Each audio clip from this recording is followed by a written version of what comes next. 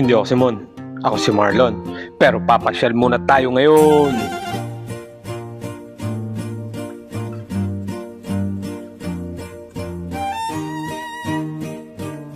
Kaya tara, samahan nyo kami rito at magdadagat muna tayo.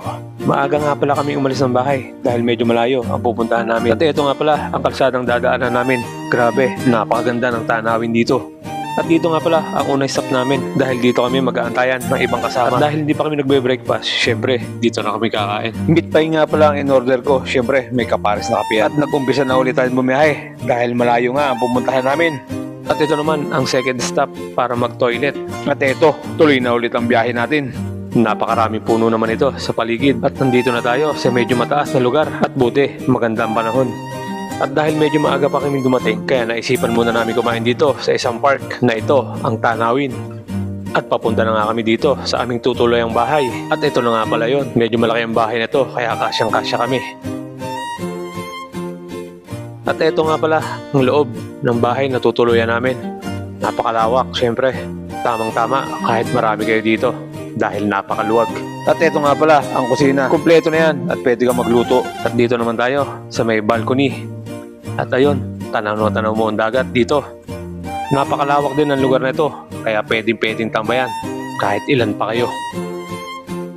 At eto na nga, nag-aya ng mag-fishing. First time ko nga lang pala dito, kaya talaga namang excited ako. At ayun nga pala mga kasama ko. Eto, medyo makulimlim na ang panahon. Sana makahuli. At eto, magse-set up na. Nandyan ang bayaw ko si Nino. Nandyan si Derek. At syempre, nandyan din si Francis. Wala pa nga pala si Jay dyan, dahil susunod daw siya. Kailangan nga din pala dyan ng fishing license, kaya kinuha ko ng aking bayaw. Kaya salamat sa iyo, Ninyo.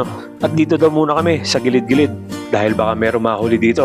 At eto, poporma na kami, kaya kaway-kaway muna kayo dyan. Kaya hagis doon.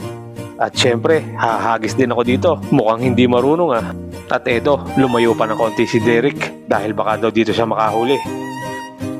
At ayun, may kumagat na sa akin, isang langgam sa paa, kaya aray ko. At sa oras na ito, dumating na pala si Jay. Buti at gumanda ang panahon, kaya lilipat na daw kami doon sa ibang pwesto. Kaya tara, samahan nyo kami doon. At nandito na kami, excited na ako dahil first time ko kung makakahuli man dito. Kaya maghahanap ako ng magandang pwesto.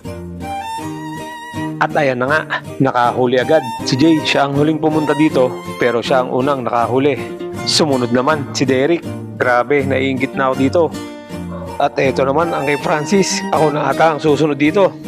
Kaso hindi pala dahil si Nino nakahuli ng isang eel. Inggit na talaga ako dito. Pero hindi tayo papayag niyan. At syempre, ako naman, fish on. Medyo malaki-laki ang nahuli kong ito. Ayan, tingnan nyo, isa daw itong gummy fish. At sa kasamang palad, naputol ang tali dahil medyo malaki at hindi ito kinaya. Pero hindi tayo papayag. At eto na nga, nakahuli na din ako sa wakas. First time mag-fishing sa dagat at first time din makahuli. Kaya eto, tuwang-tuwa talaga ako.